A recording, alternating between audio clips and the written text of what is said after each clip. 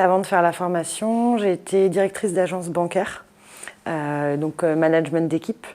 L'idée, c'était de parfaire le management et d'essayer d'avoir une autre approche avec mes collaborateurs, une approche plus en mode coaching que directeur d'agence. Les deux principaux doutes avant de faire la formation, c'était est-ce que je suis légitime à faire cette formation-là ?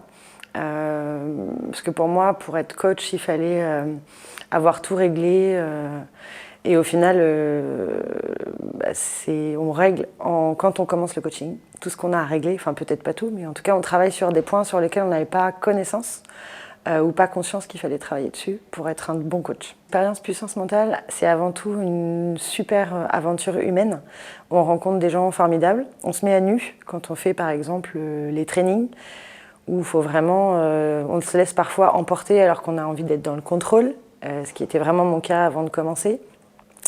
Et puis aujourd'hui, je ressors grandie, j'ai appris plein de choses sur moi, j'arrive à délivrer des coachings puissants, parce que je mets beaucoup d'intention, je me sers de tous les outils que j'ai vus avec Geoffrey lors de la formation. Tout m'a paru clair au fil de l'avancement de la formation.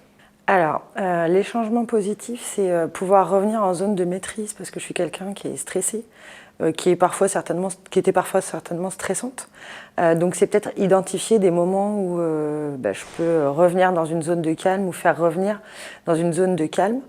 Un meilleur schéma de communication avec mon entourage, avec mes collaborateurs. Ça m'a permis aussi de changer de voie puisque je suis passée à la formation et à l'animation commerciale. Ce que je voulais toujours faire depuis très longtemps et je ne m'étais pas autorisée à changer de travail. Donc voilà pour ce que ça a changé, mes rapports avec les autres et peut-être aussi plus m'interroger moi quand j'ai besoin, plutôt que d'être toujours dans l'action et de foncer.